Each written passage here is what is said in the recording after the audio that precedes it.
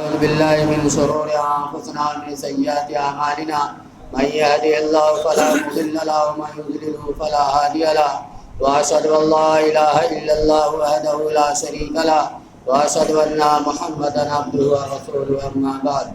فإن خير الحديث كتاب الله وخير الهدي هدي محمد صلى الله عليه وسلم وشر الأمور محدثاتها وكل محدثة بدعة وكل بدعة ضلالة وكل ضلالة في النار فأعوذ بالله من الشيطان الرجيم بسم الله الرحمن الرحيم وأما من طغى وآثر الحياة الدنيا فإن الجحيم هي المأوى عمل سے زندگی بنتی ہے جنت بھی جہنم بھی عمل سے زندگی بنتی ہے جنت بھی جہنم بھی یہ خاکی اپنی فطرت میں نہ نوری ہے نہ ناری ہے۔ برادران اسلام، فاضل علماء کرام، عزیز طلبہ، اسلامی ماں اور بہنوں، آج کی اس دینی اجتماع کے اندر، دینی محفل کے اندر آپ لوگوں کے سامنے انشاءاللہ جس موضوع کو لے کر کے حاضر ہوا ہوں وہ ہے جہنمی اعمال۔ یہ وہ کون سے کام ہیں، وہ کون سے اعمال ہیں کہ جن کے کرنے پر اللہ تبارک و تعالیٰ جہنم کے اندر داخل کرے گا۔ آئیے سب سے پہلے اس آیت کریمہ کا ترجمہ سن لیتے ہیں۔ اللہ رب العالمین ارشاد فرماتے ہیں فَأَمَّا مَنْ طَغَىٰ وَآثَرَ الْحَيَاةَ الدُّنْيَا فَإِنَّ الْجَحِيمَ هِيَ الْمَأْوَىٰ، کہ جس آدمی نے سرکشی کی، حد سے تجاوز کیا، گناہ میں، معصیت میں اور اللہ کی نافرمانی میں، وَآثَرَ الْحَيَاةَ الدُّنْيَا، اور دنیا کی زندگی کو سب کچھ سمجھ بیٹھا، فَإِنَّ الْجَحِيمَ هِيَ الْمَأْوَىٰ، تو ایسے ہی آدمی کا ٹھکانہ جہنم۔ میرے بھائیوں، طغیٰ کی لغوی معنی لغت کے اندر، ڈکشنری کے اندر جب آپ دیکھیں گے تو اس کے معنی ہوتے ہیں سرکشی کرنا، حد سے تجاوز کرنا، حد سے گزر جانا۔ ہم میں سے اکثر آدمی سیر و تفریح کے لیے سمندر کے کنارے گئے ہوں گے۔ ہم نے اور آپ نے دیکھا کہ سمندر کا جب پانی حد سے تجاوز کر جاتا ہے، حد سے آگے بڑھ جاتا ہے، تو لوگ کہتے ہیں کہ یار سمندر کے اندر تو غیانی آئی ہوئی ہے۔ ٹھیک اسی طرح سے بالکل ہو بہو ایسے ہی ہماری شریعت نے، مذہب اسلام نے زندگی گزارنے کے لیے ایک حد متعین کیا، ایک دائرہ مقرر کیا ہے۔ اب اگر کوئی بندہ اس حد سے تجاوز کر جاتا ہے، اس دائرے سے آگے بڑھ جاتا ہے، تو ایسے ہی حد سے تجاوز کرنے والوں کا ٹھکانہ جہنم۔ وآثر الحیات الدنیا، اور جس آدمی نے دنیاوی زندگی کو سب کچھ سمجھ بیٹھا کہ یہی سب کچھ ہے، اسی کے لیے محنت، اسی کے لیے کوشش، اسی کے لیے بھاگ دوڑ، سب کچھ سمجھ بیٹھا کہ دنیا ہی کی زندگی سب کچھ ہے، اللہ رب العالمین ارشاد فرماتے ہیں فَإِنَّ الْجَحِيمَ هِيَ الْمَأْوَىٰ، ایسے ہی آدمی کا ٹھکانہ جہنم ہے۔ حالانکہ آپ جب دیکھیں گے قرآن و حدیث کے اندر تو اس دنیا کی بڑی مذمت بیان کی گئی ہے، مثالیں دے دے کر کے ہمیں اور آپ کو سمجھایا گیا کہ یہ دنیا ختم ہونے والی ہے، دنیا فنا ہونے والی ہے، یہ دنیا کھیل اور تماشے کی زندگی ہے، ایک دن اس دنیا کا خاتمہ ہو جائے گا، اس کا نام و نشان مٹ جائے گا۔ چنانچہ اللہ رب العالمین ایک مقام پر ارشاد فرماتے ہیں وَمَا هَٰذِهِ الْحَيَاةُ الدُّنْيَا إِلَّا لَهْوٌ وَلَعِبٌ وَإِنَّ الدَّارَ الْآخِرَةَ لَهِيَ الْحَيَوَانُ، کہ اللہ رب العالمین ارشاد فرماتے ہیں کہ دنیا کی زندگی محض کھیل اور تماشے کی زندگی ہے، اور حقیقی زندگی، سچی زندگی، باقی رہنے والی زندگی تو آخرت کی زندگی ہے۔ اس لیے ہمیں اور آپ کو اس دنیاوی زندگی کے اندر رہ کر کے آخرت کی تیاری کرنی ہے، آخرت کے لیے محنت، آخرت کے لیے کوشش، آخرت کے لیے توشہ اور زاد راہ اکٹھا کرنا ہے۔ ساری محنتیں، ساری کوششیں آخرت کے لیے ہونی چاہیے،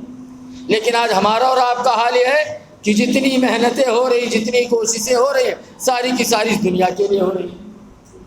اس دنیا کو بنانے کے لیے، اس دنیا کو پانے کے لیے ساری محنتیں ہو رہی ہیں۔ ہونا تو یہ چاہیے تھا کہ ہم آخرت کے لیے تیاری کرتے، آخرت کے لیے محنت اور کوشش کرتے، کیونکہ آخرت کی جو زندگی ہوگی یا تو بڑی آرام کی زندگی ہوگی، یا تو بڑی دکھ اور تکلیف کی زندگی ہوگی۔ آرام کیسا ہوگا، دکھ کیسا ہوگا، ہم اور آپ سوچ نہیں سکتے، تصور میں نہیں لا سکتے کہ آرام کیسا ہوگا، دکھ اور تکلیف کیسی ہوگی۔ وہاں کے دکھوں کا اندازہ لگانا ہے، وہاں کی آرام وہاں کی عیش و عشرت کو جاننا اگر ہے تو آپ دیکھیں کل قیامت کے دن اللہ تبارک و تعالیٰ کے دربار میں ایک ایسا شخص پیش کیا جائے گا جس نے دنیاوی زندگی کے اندر بڑی عیش و عشرت کی زندگی گزاری تھی، بڑی آرام دہ زندگی گزاری تھی. اس نے اپنی پوری زندگی کے اندر کبھی دکھ کو جانا ہی نہیں کہ دکھ کیا چیز ہوتی ہے، تکلیف اور پریشانی کیا چیز ہوتی ہے. اپنی منمانی زندگی گزارتا رہا، اپنی مرضی سے اپنی طبیعت سے زندگی گزارتا رہا. کل قیامت کے دن اللہ تبارک و تعالیٰ ایسے آدمی کو جہنم کے تالاب کے اندر ایک لمحہ بھر کے لیے ڈبکی دلائے گا اور پھر اللہ تبارک و تعالیٰ پوچھے گا کہ اے بندے خدا بتلا کیا دنیا کے اندر کبھی تو نے آرام کی زندگی گزاری تھی، عیش و عشرت والی زندگی بتائی تھی؟ وہ بندہ کہے گا اے بار الہ یہ جو لمحہ بھر کا دکھ میں نے چکھا ہے زندگی کے سارے سکھوں کو بلائے گا. یاد ہی نہیں رہا کہ ہم نے دنیا کے اندر کبھی عیش و آرام کی زندگی گزاری تھی. ایسا دکھ ہوگا میرے بھائی، ایسا دکھ ہوگا کہ لمحہ بھر کا دکھ چکھنے کے بعد زندگی کے سارے سکھوں کو آدمی بھول جائے گا. اور اسی طرح سے آرام کیسا ہوگا؟ اللہ تبارک و تعالیٰ کے دربار میں ایک ایسا آدمی پیش کیا جائے گا جس نے دنیا کے اندر رہتے ہوئے اللہ کی اطاعت کی، اللہ کی فرما برداری کی، فرائض کا اہتمام کیا، نوافل کا اہتمام کیا، بڑی دکھ بھری زندگی گزارتا رہا. اس نے اپنی پوری زندگی کے اندر کبھی آرام جانا ہی نہیں کہ آرام کیا چیز ہوتی ہے. اس کی ساری زندگی دکھوں سے بھری ہوئی تھی. صبر کے ساتھ قناعت کے ساتھ زندگی گزارتا رہا. اس نے اپنی دنیاوی زندگی بنانے کے لیے ہیر پھیر سے کام نہیں لیا، ریاکاری اور مکاری سے کام نہیں لیا، غلط طریقے سے مال حاصل کر کے اس نے اپنی دنیاوی زندگی کو نہیں بنایا. صبر کے ساتھ قناعت کے ساتھ اللہ کی عبادت اور بندگی کرتا رہا، اپنی زندگی بتاتا رہا. ایسے دکھ بھری زندگی گزارنے والے کو اللہ تبارک و تعالیٰ جنت کے تالاب کے اندر ایک لمحہ بھر کے لیے ڈبکی دلائے گا اور پوچھے گا کہ اے بندے خدا کیا تو نے دنیا کے اندر کبھی دکھ اور تکلیف والی زندگی بتائی تھی؟ وہ بندہ کہے گا اے بار الہ یہ جو لمحہ بھر کا سکھ میں نے چکھا زندگی کے سارے دکھوں کو ملا. تو میرے بھائی آخرت کی زندگی یا تو انتہائی آرام کی زندگی ہوگی یا تو انتہائی دکھ اور تکلیف کی زندگی ہوگی. تو ہماری اور آپ کی یہ کوشش ہونی چاہیے کہ ہم آخرت بنانے کی فکر کریں، آخرت کے لیے محنت کریں، اس کے لیے کوشش کریں. اللہ کے حبیب جناب محمد رسول اللہ صلی اللہ علیہ وسلم کی پوری زندگی ہمارے اور آپ کے لیے باعث نمونہ ہے، اسوہ ہے. اللہ رب العالمین ارشاد فرماتے ہیں لقد کان لکم فی رسول اللہ اسوۃ حسنہ. اگر بہترین طریقہ چاہتے ہو، بہترین اسوہ چاہتے ہو تو اللہ کے رسول صلی اللہ علیہ وسلم کی 63 سالہ زندگی تمہارے لیے بہترین اسوہ. آپ صلی اللہ علیہ وسلم نے زندگی کس طرح سے بتائی، زندگی کس طرح سے گزاری ہے. آپ دیکھیں ایک مرتبہ اللہ کے رسول صلی اللہ علیہ وسلم چٹائی پر آرام فرما رہے، اٹھے تو آپ کے پیٹھ مبارک پر چٹائی کے نشانات بن گئے. صحابہ کرام نے کہا اللہ کے رسول صلی اللہ علیہ وسلم اگر آپ ہمیں اشارہ کر دیتے، حکم دے دیتے تو ہم آپ کے لیے نرم ملائم بستر کا انتظام کر دیتے. اللہ کے رسول صلی اللہ علیہ وسلم ارشاد فرماتے کہ مجھے اس دنیا سے کیا غرض ہے، میری اور اس دنیا کی مثال تو اس مسافر کی طرح سے ہے جو سفر کی حالت میں راستے میں کہیں سایہ دار درخت نظر آیا، تھوڑی دیر ٹھہر گیا، آرام کیا، پھر چلتا بنا. اور اسی طرح سے آپ صلی اللہ علیہ وسلم ارشاد فرماتے کہ تم دنیا میں ایک مسافر کی طرح سے رہو یا راستہ طے کرنے والوں کی طرح سے رہو اور اپنے آپ کو مردوں میں شمار کرو. میرے بھائیو اگر ہم اور آپ یہ سوچ لیں، ذہن کے اندر یہ بات بٹھا لیں کہ ہم مسافر آدمی ہیں، سفر کی حالت میں ہیں، تو آج جو محنتیں ہو رہی ہیں، کوششیں ہو رہی ہیں، ریاکاری کر کے مکاری کر کے دنیا جو بنائی جا رہی ہے، ہم وہ کام نہیں کریں گے، ہم وہ کام انجام نہیں دیں گے. کیونکہ ہماری اگر یہ سوچ ہو جائے، فکر ہو جائے، ذہن کے اندر یہ بات بیٹھ جائے کہ ہم مسافر آدمی سفر کی حالت میں ہیں اور اپنے آپ کو مردوں میں شمار کریں. آئے دن ہم اور آپ اعلانات سنتے رہتے ہیں کہ فلاں آدمی کی نماز جنازہ فلاں وقت ہوگی. ہماری اور آپ کی زندگی کا خاتمہ کہاں ہو جائے، چلتے چلتے، لیٹے لیٹے، کھڑے کھڑے ہو جائے، کہاں ہو جائے ہم میں سے کوئی نہیں جانتا. تو اگر ہم اور آپ اس بات کو ذہن کے اندر بٹھا لیں کہ نہ جانے ہماری زندگی کا کب خاتمہ ہو جائے، کب ہماری زندگی کا چراغ گل ہو جائے، تو یقیناً ہماری محنتیں، ہماری کوششیں آخرت کے لیے ہوگی. اس دنیا کی کوئی حیثیت نہیں ہے. اس کی کوئی حقیقت نہیں ہے، یہاں تک کہ اللہ کی نگاہ میں اس کی ایک مچھر کے پر کے برابر بھی نہیں ہے۔ چنانچہ نبی رحمت صلی اللہ علیہ وسلم ارشاد فرماتے کہ اگر دنیا کی قدر و قیمت، اس کی حیثیت اللہ کی نگاہ میں ایک مچھر کے پر کے برابر بھی ہو تو اللہ تبارک و تعالیٰ اس دنیا سے کافروں مشرکوں کے گھٹ پانی لے لے گا۔ لیکن آج حالت کیا ہے کہ ہر ایک آدمی سے فائدہ اٹھاتا ہے، چاہے آپ نماز پڑھے یا نہ پڑھے، ہر ایک آدمی سے فائدہ اٹھاتا ہے، چاہے اللہ کو مانے یا نہ مانے، ہر ایک آدمی اس دنیا سے استفادہ حاصل کر رہا ہے، ہر ایک آدمی اس سے فائدہ اٹھا رہا ہے۔ تو اللہ رب العالمین ارشاد فرماتے فَأَمَّا مَنْ طَغَىٰ وَآثَرَ الْحَيَاةَ الدُّنْيَا فَإِنَّ الْجَحِيمَ هِيَ الْمَأْوَىٰ، کہ جس آدمی نے سرکشی کی، حد سے تجاوز کیا اور دنیا کی زندگی کو سب کچھ سمجھ بیٹھا، فَإِنَّ الْجَحِيمَ هِيَ الْمَأْوَىٰ، ایسے ہی آدمی کا ٹھکانہ جہنم۔ اور جہنم میں کیسے کیسے لوگ داخل ہوں گے؟ آپ قرآن پڑھیں، حدیث کا مطالعہ کریں، حدیث پڑھے، حدیث کی روگردانی کرے تو آپ کو پتہ چلے گا کہ اللہ رب العالمین نے اپنے کلام مجید کے اندر اور نبی رحمت صلی اللہ علیہ وسلم اپنی مبارک فرامین کے اندر ایسے اعمال کا تذکرہ کیا کہ جن کے کرنے پر انسان جہنم کے اندر داخل ہوگا، جنہیں اپنانے پر انسان جہنم کا مستحق ہوگا۔ چنانچہ آپ دیکھیں اللہ کے رسول صلی اللہ علیہ وسلم کو جنت کا مشاہدہ کرایا گیا۔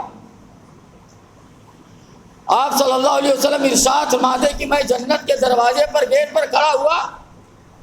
تو میں نے دیکھا کہ جنت کے اندر غریب قسم کے لوگ، کمزور قسم کے لوگ، مسکین قسم کے لوگ داخل ہو رہے ہیں اور مالدار قسم کے لوگ روک دیے گئے ہیں۔ نبی رحمت صلی اللہ علیہ وسلم ارشاد فرماتے کہ جہنم کا مشاہدہ کرایا گیا تو میں نے دیکھا کہ جہنم کے اندر کثرت سے عورتیں ہیں، عورتوں کی کثرت ہے جہنم کے اندر۔ عورتوں کے جہنم میں داخل ہونے کی وجہ ہے اور سبب اللہ کے رسول صلی اللہ علیہ وسلم نے ایک دوسری حدیث کے اندر بیان فرمائی کہ صحابہ کرام نے آپ سے پوچھا، سوال کہ اللہ کے رسول صلی اللہ علیہ وسلم جہنم میں عورتیں کثرت سے کیوں ہوں گی؟ آپ صلی اللہ علیہ وسلم نے اس کی وجہ بیان فرمائی کہ یہ عورتیں اپنے شوہروں کی نافرمان ہوتی ہے، ناشکری کرتی ہیں۔ ہم میں سے ہر ایک آدمی اپنے گھر کا جائزہ لے سکتا ہے، مشاہدہ کر سکتا ہے کہ ہم اور آپ عورت کی پوری زندگی خدمت کرتے رہے، ان کی ساری حاجتوں کو، ساری ضرورتوں کو پوری کرتی رہے، لیکن اگر کہیں اتفاق سے ان کی ایک ضرورت پوری نہیں ہوئی، ان کی ایک حاجت پوری نہیں ہوئی، فوراً کہہ بیٹھتی ہیں کہ جب سے میں نے اس گھر کے اندر قدم رکھا فلاں فلاں چیز کے لیے میں معلوم ہوں، فلاں فلاں چیز کے لیے میں ترس گئی، ایک چیز ان کی پوری نہ ہو، ایک خواہش ان کی پوری نہ ہو۔ تو ماں اور بہنوں کو سمجھنا چاہیے کہ شوہر کا بڑا مقام ہے، ان کی بڑی اہمیت ہے، اتنا مقام ہے کہ اللہ کے رسول صلی اللہ علیہ وسلم ارشاد فرماتے کہ اگر اللہ تبارک و تعالیٰ کے علاوہ کسی اور کو سجدہ کرنا جائز ہوتا تو میں عورتوں کو حکم دے دیتا کہ اپنے شوہروں کو سجدہ کریں، اتنا مقام ہے شوہروں کا۔ لیکن آج سماج کے اندر، معاشرے کے اندر ایسی عورتیں جو اپنے شوہروں کو برا بھلا کہتی رہتی ہیں، گالیاں تک دیتی ہیں، الٹے الٹے ناموں سے پکارتی ہیں۔ سماج کے اندر، معاشرے کے اندر ایسی بہت ساری عورتیں نظر آتی ہیں، گلیوں میں اپنے شوہروں کو گالی دیتی ہوئی نظر آتی ہیں۔ عورتوں کو اپنے شوہروں کی قدر کرنی چاہیے، ان کی اطاعت اور فرما برداری کرنی چاہیے، کسی بھی حال میں اپنے شوہر کی ناشکری نہیں کرنی چاہیے، ان کی نافرمانی نہیں کرنی چاہیے۔ اگر عورتیں اپنے شوہروں کی ناشکری کرتی ہیں، نافرمانی کرتی ہیں تو مائیں اور بہنیں جان لیں کہ یہ ایسا عمل ہے، یہ ایسا کام ہے جو جہنم میں داخلے کا سبب بننے والا ہے۔ اور شوہروں کو بھی چاہیے کہ اپنی عورتوں کی قدر کریں۔ آج کتنے شوہر ہمیں اور آپ کو سماج اور معاشرے کے اندر ملتے ہیں، کتنے مرد ایسے ملتے ہیں جو اپنی بیویوں کو کیسی گندی گندی گالیاں دیتے ہیں، بری بری گالیوں سے نوازتے ہیں، ان کے والدین کے حوالے سے بھی گالیاں دیتے ہیں لوگ کہ تیرا باپ ایسا تھا، تیری ماں ایسی تھی، بڑی گندی گندی گالیاں دیتے ہیں۔ شوہروں کو جاننا چاہیے سماج اور معاشرے کے اندر ہم اور آپ تو ہوٹلوں پر، چوراہوں پر اپنے آپ کو بہت عزت دار سمجھتے ہیں کہ ہم بڑے محترم آدمی ہیں، بڑے نیک آدمی ہیں، بڑے پارسا آدمی ہیں۔ آپ جانتے ہیں اگر عورت گواہی دے دے کہ میرا شوہر نیک ہے، میرا شوہر اچھا ہے، تو سماج اور معاشرے کے اندر شریعت کی نگاہ میں، اسلام کی نگاہ میں آپ نیک آدمی، آپ اچھے آدمی ہیں، لیکن اگر عورت اس بات کی گواہی دے دے کہ میرا شوہر اچھا آدمی نہیں ہے، اچھا شوہر نہیں ہے، تو شریعت کی نگاہ میں، مذہب اسلام کی نگاہ میں ایسا شخص وہ اچھا آدمی نہیں ہو سکتا، ایسا انسان، ایسا مرد، ایسا شوہر وہ نیک نہیں ہو سکتا، اچھا نہیں ہو سکتا۔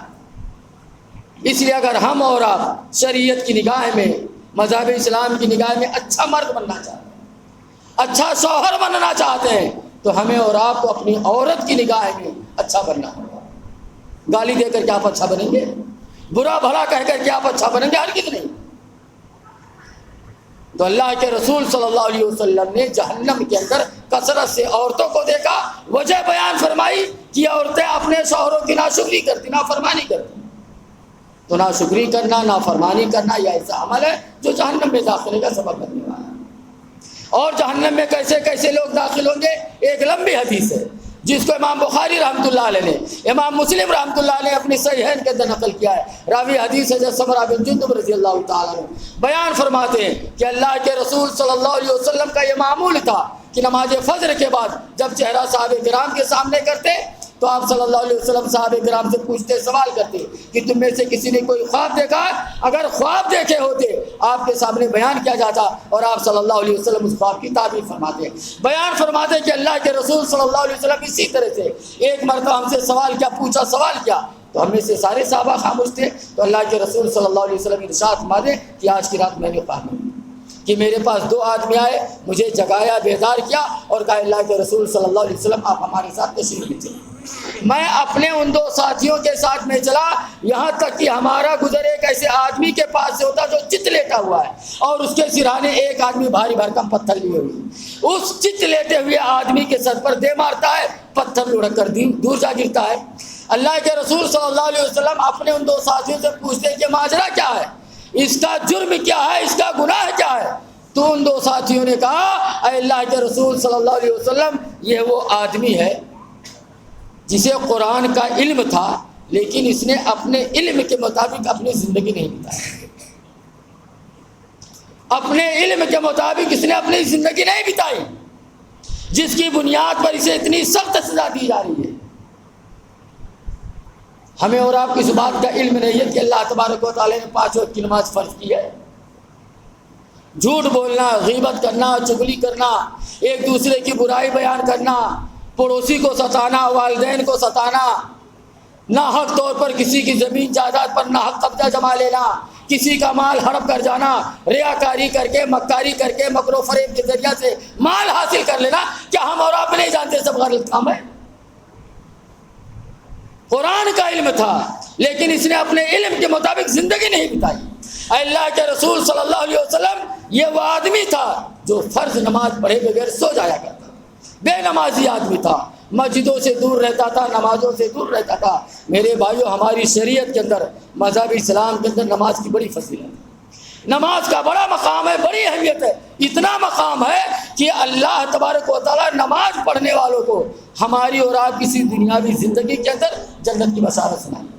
جنت کی خوشخبری دی ہے۔ چنانچہ اللہ رب العالمین ارشاد فرماتے ہیں، الا المصلین الذین هم علی صلاتهم دائمون والذین هم علی صلاتهم یحافظون اولئک فی جنات مکرمون۔ اللہ رب العزت ارشاد فرماتے ہیں کہ مگر نماز پڑھنے والے، کہ جو لوگ اپنی نمازوں کو پابندی کے ساتھ ادا کرتے ہیں، اپنی نمازوں کی حفاظت کرتے ہیں، یہی وہ نمازی ہیں جو جنت کے اندر